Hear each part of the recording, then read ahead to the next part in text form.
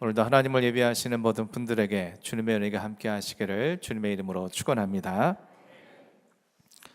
바나바를 비롯한 초대교회 성도들은 모든 물건을 서로 통용하고 자신의 밭과 집을 팔아서 그 값을 사도들의 발 앞에 두었고, 사도들은 그 값으로 각 사람의 필요에 따라 나누어 주므로 그들 중에는 가난한 사람이 없었습니다. 이와 같이 그들의 유무상통의 삶을 살아가게 된 것은 사도들의 큰 권능으로 전한 하나님의 말씀을 통해서 그들이 큰 은혜를 받았기 때문이었습니다.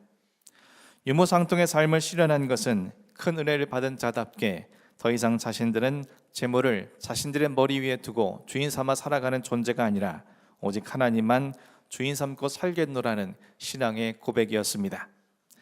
그리고 그 재물을 다른 사람들의 생명을 구원하는 도구로 내어주겠다는 결단의 고백이었습니다. 오늘 본문 1절 말씀입니다. 아나니아라 하는 사람이 그의 아내 삽비라와 더불어 그 소유를 팔아. 초대교회 성도들 중에 아나니아와 삽비라라는 부부가 있었습니다. 그들도 다른 초대교회 성도들처럼 유무상통의 삶을 실현하기 위해 자신들의 소유를 팔았습니다. 여기까지는 다른 초대교회 성도들과 조금도 다르지 않았습니다. 하지만 그 이후의 모습은 전혀 달랐습니다. 2절 말씀입니다. 그 값에서 얼마를 감춤해 그 아내도 알더라. 얼마만 가져다가 사도들의 발 앞에 두니. 다른 성도들처럼 그들도 유무상통의 삶을 살기 위해 자신들의 소유를 팔았습니다. 하지만 막상 자신들의 소유를 판 이후에 그 값을 손에 쥐게 되자 그들의 생각이 바뀌었습니다. 그들은 그 값에서 얼마를 감추고 얼마만 가져다가 사도들의 발 앞에 두었습니다. 그들이 이처럼 행할 수 있었던 것은 자신들이 행한 것들을 아무도 모른다라는 착각 속에 있었기 때문이었습니다. 하지만 그들의 생각은 자신들만의 크나큰 착각이었습니다. 3절 4절 말씀입니다. 베드로가 이르되 아나니아야, 어찌하여 사탄이 내 마음을 가득하여 내가 성령을 속이고 땅값 얼마를 감추었느냐. 땅이 그대로 있을 때에는 내 땅이 아니며 판 후에도 내 마음대로 할 수가 없더냐. 어찌하여 이 일을 내 마음에 두었느냐. 사람에게 거짓말하는 것이 아니요 하나님께로다. 아나니와 삽비라가 소유를 판돈에 얼마를 감추고 일부만 가지고 와서 자신들 발 앞에 두었다라는 사실을 베드로는 알고 있었습니다. 베드로가 알고 있었다는 것은 결국 하나님께서 그의 모든 행위를 알고 계셨다는 뜻이며 그들의 거짓된 행동이 들통나게 된 것입니다. 결과적으로 그들은 이 일로 말미암아 생명을 잃게 되었습니다. 우리가 오늘 본문을 보면서 한 가지 오해를 할 수 있는 것이 있습니다. 그것은 마치 아나니와 삽비라가 생명을 잃게 된 것이 그들이 하나님께 자신들의 소유를 판 값을 다 바치지 않았기 때문이라고 오해할 수 있습니다. 하지만 온 우주 만물의 창조주이시고 온 우주 만물의 주인이신 하나님께서는 사람의 재물을 탐하지 아니하십니다. 또한 하나님께서 그들에게 재물을 요구하신 적도 없습니다. 초대교회 성도들이 밭과 집을 팔아서 사도들의 발 앞에 둔 것은 누구의 광요나 강압으로 인함이 아니라 철저히 자발적인 행위였습니다. 그들은 그들의 의지와 결정으로 자신들의 밭과 집을 팔았고 그 값을 자발적으로 사도들 앞에 두었다는 사실입니다. 아나니와 삽비라 역시 마찬가지였습니다. 그들도 자신의 의지와 결단으로 자신들의 소유를 팔았고 그것을 사도들의 발 앞에 스스로 두려 했습니다. 하지만 그들의 마음이 변했습니다. 만일 그들이 자신들의 소유를 판 값을 그 손에 쥔 뒤에 그것이 자신들을 위해서 반드시 필요한 것이다라고 판단되었다면 그와 같은 사실을 하나님 앞에 솔직하게 고백하고 그 남은 것을 봉헌하면 되는 일이었습니다. 설사 그들이 밭과 집을 팔지 않거나 또는 그 돈을 봉헌하지 않는다고 해서 그들을 향해서 비난하거나 나무랄 사람들은 아무도 없었습니다. 하나님께서 그들에게 요구하시는 것은 그들 주머니 속의 돈이 아니라 하나님을 그들의 주인으로 모시고 살아가는 그들의 중심이었기 때문입니다. 하지만 불행하게도 아나니와 삽비라 부부는 그러하지 않았습니다. 자신들의 소유를 판 값의 일부를 숨긴 뒤에 나머지를 전부인 것처럼 바치면서 그것으로 하나님과 사람을 완벽하게 속였다라고 그들은 착각했습니다. 따라서 하나님께서 그들의 생명을 취하신 것은 그들이 소유를 판 값을 다 바치지 않았기 때문이 아니라 베드로가 지적한 바대로 그들이 성령과 하나님을 속이려 했기 때문인 것입니다. 그들의 입술로는 다른 초대교회 성도들처럼 하나님을 향해서 대주제이시고 창조주이시고 계시자이시고 섭리자이시라고 고백은 했지만 실상은 그런 하나님으로 여기지 않았던 것입니다. 그들은 하나님께서 모든 것을 아시는 전지하신 하나님이 아니라 자신들이 은밀하게 행하는 일을 모르시는 유한한 하나님으로 믿고 있었던 겁니다. 그로 인해서 그들 부부는 생명을 잃게 된 것입니다. 이것은 하나님을 속일 수 있다고 믿는 생명은 이 땅의 생명으로 존재할 가치가 없다라는 하나님의 엄중한 경고이자, 하나님을 속일 수 있다고 확신하는 생명은 참 생명이 아니라 헛되이 인생을 허비하다가 허망하게 사라질 거짓 생명에 불과하다는 것을 주님께서 말씀하고 있는 겁니다. 그렇다면 그들은 왜 스스로 자신들의 소유를 팔아서 그 값을 사도들의 발 앞에 두기로 결단하고서도 왜 성령님과 하나님을 속이는 어리석은 자가 된 것입니까? 베드로는 이렇게 말했습니다. 3절 말씀을 다시 한번 보겠습니다. 아나니아야, 어찌하여 사탄이 내 마음에 가득하여 내가 성령을 속이고 땅값 얼마를 감추느냐. 아나니아를 향한 베드로의 지적은 실제로는 성령을 속이고 땅값 얼마를 감춘 것에 대한 질책으로 보이고 있습니다. 하지만 원어 성경에서 보여주고 있는 단어 배열은 그와 같은 뜻을 넘어서고 있는 것을 확인할 수 있습니다. 아나니아가 사탄으로 그의 마음이 가득했기 때문에 결과적으로 이러한 일이 일어났다는 사실을 성경은 밝혀주고 있습니다. 즉, 사탄이 아나니아의 마음에 가득 차 있었기 때문에 그는 성령을 속이게 된 것이고 땅값 얼마를 감추게 되었다는 사실을 강조하고 있는 것입니다. 만일 이것이 사실이라면 아나니아에게는 별 책임이 없어 보입니다. 아나니아가 욕망에 눈이 멀어서 그처럼 그릇된 행동을 한 것은 아나니아 그 개인의 잘못이 아니라 그의 마음을 지배했던 사탄의 짓으로 책임을 돌릴 수 있기 때문입니다. 그러나 베드로가 그런 의미로 말한 것이 아니라는 것을 4절을 통해서 다시 한번 밝히고 있습니다. 땅이 그대로 있을 때에는 내 땅이 아니며 판 후에도 내 마음대로 할 수가 없더냐. 어찌하여 이 일을 내 마음에 두었느냐.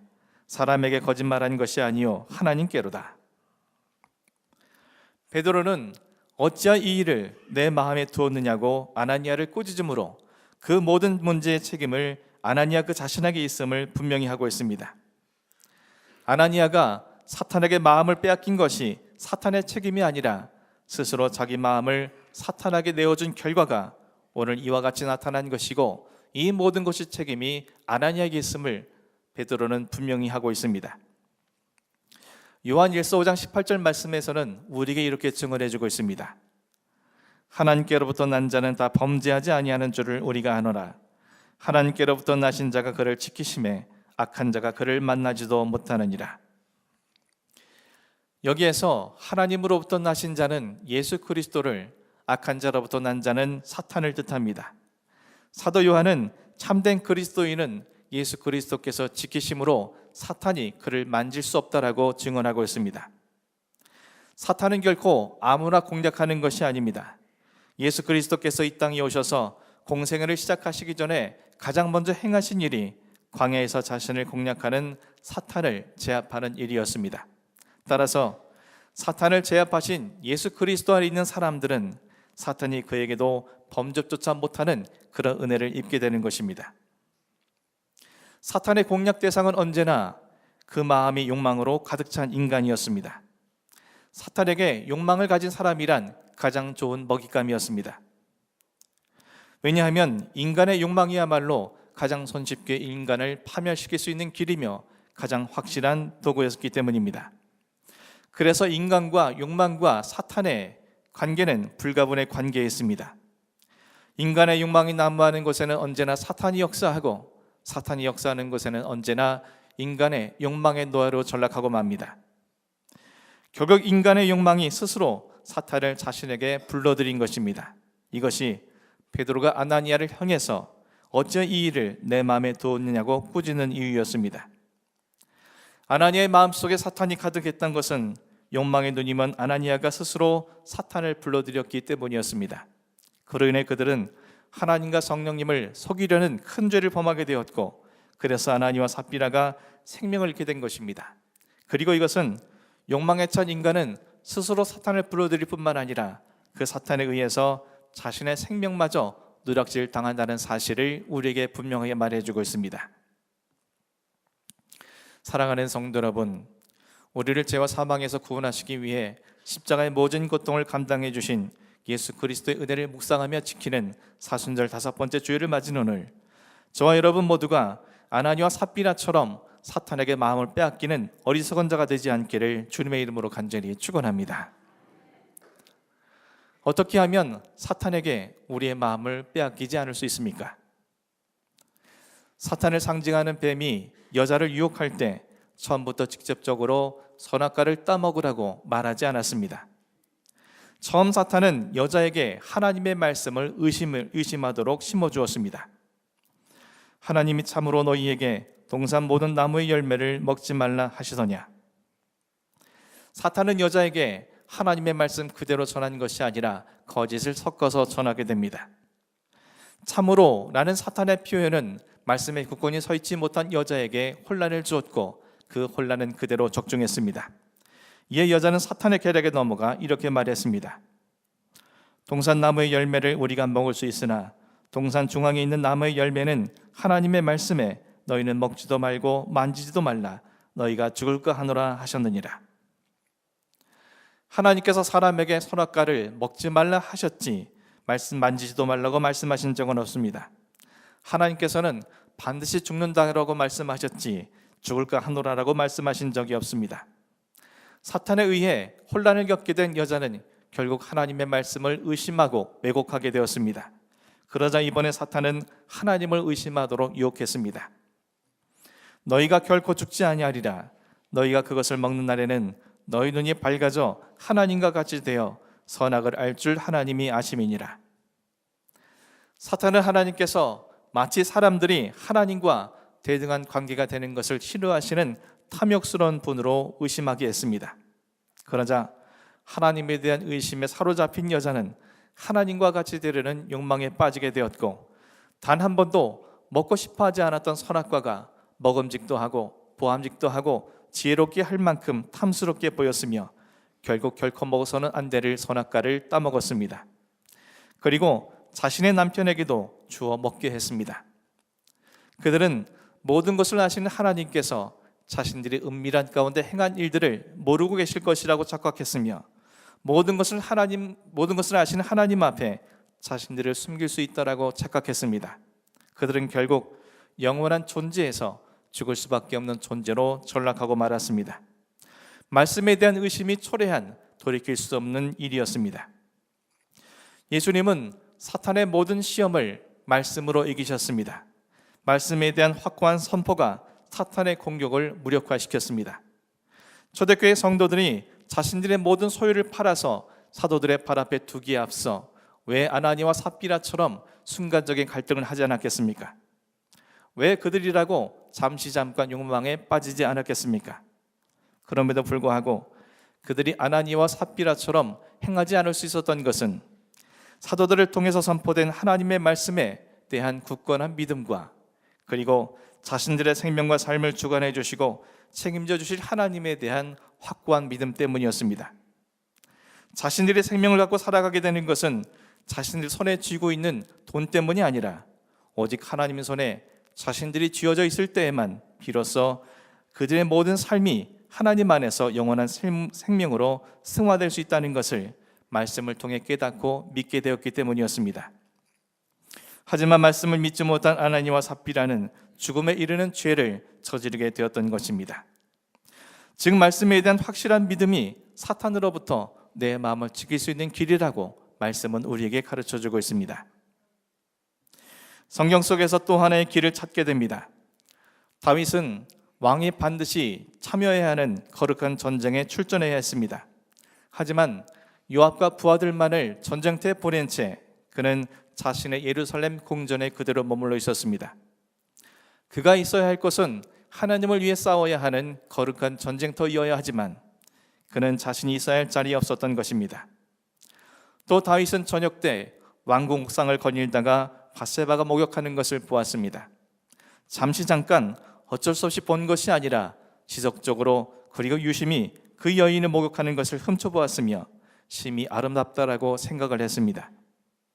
하나님의 종으로서, 한나라의 왕으로서 그는 결코 보아서는 안 되는 것을 지속적으로 지켜본 것입니다. 그리고 그는 그 여인을 데려다가 불륜을 저질렀고 이 사실을 감추기 위해 자신의 충신인 우리아를 살인교사하여 죽게 만들었습니다. 그리고 그는 나단 선지자가 자신의 죄를 드러낼 때까지 아무 일도 없었던 것처럼 이전과 똑같이 하나님을 예배하고 이전과 똑같이 왕으로 살았습니다. 자신이 행한 일을 하나님께서 모르고 계시며 자신이 하나님을 완벽히 속였다라는 착각 속에 일어난 일이었습니다. 우리가 위대한 신앙인으로 꼽고 있는 다윗이 이와 같은 악행을 저지른 것은 자신이 있어야 할 자리에 있지 아니하고 자신이 보아서는 안 될 것을 바라보게 된 결과로 말미암음이었습니다. 예수님께서는 당신이 있어야 할 자리, 그 십자가 자리를 끝까지 지키셨습니다. 예수님께서는 당신 눈앞에 있는 십자가의 고통만을 보신 것이 아니라 그 이후에 있을 구원과 영광을 바라보셨습니다. 이로 인해서 사탄의 모든 계략을 완벽하게 무너뜨리셨습니다. 믿음이란 우리가 있어야 할 자리를 지키는 것이며 우리가 바라봐야 할 것을 바라보는 것입니다. 그 이후에야 우리는 비로소 참된 신앙인의 삶을 살아가게 되는 겁니다. 아나니와 삽비라가 지켜야 할 믿음의 자리는 은밀하게 돈을 감추기 위해 함께 꾀하는 자리가 아닌 자신들의 결단이 흔들리지 않도록 함께 마음을 모아 기도하는 기도의 자리가 됐어야 했습니다. 그들이 바라봐야 할 것은 자신들의 손에 쥐어진 돈이 아니라 그 돈을 통해서 이루실 하나님의 역사와 그런 자신들을 책임져 주실 하나님을 바라보는 것이어야 했습니다. 하지만 그것에 실패한 두 사람은 결국 성령과 하나님을 속이는 큰 죄를 저짐으로 죽음에 이르게 된 것이었습니다. 사랑하는 성도 여러분, 여러분은 나는 분명 아나니와 삽비라와 다르다라고 확실하게 말할 수 있습니까? 하나님이 모르실 수 있다라고 또는 속일 수 있다라고 생각하며 은밀한 곳에서 죄를 저지른 적은 없습니까? 하나님에 대한 믿음과 결정적인 순간에 대한 믿음이 온전히 일치하고 있습니까?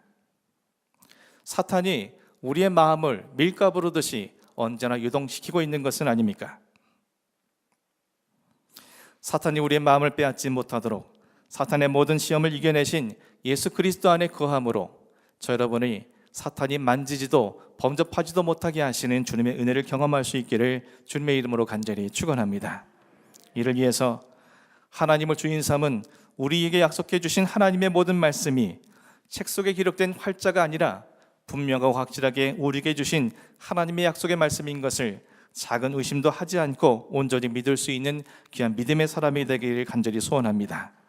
그리함으로 우리가 지켜야 할 반드시 있어야 할 믿음의 자리에 거하면서 우리가 바라봐야 할 것을 믿음의 눈으로 바라봄으로 인간의 욕망을 넘어 사탄에게 마음을 빼앗기지 않고 언제나 성령님과 하나님 앞에 정직한 믿음으로 날마다 살아가실 수 있는 그런 여러분을 통해서 하나님의 놀라운 뜻이 여러분의 삶의 곳곳에 나타날 수 있기를 주님의 이름으로 간절히 축원합니다. 기도하겠습니다.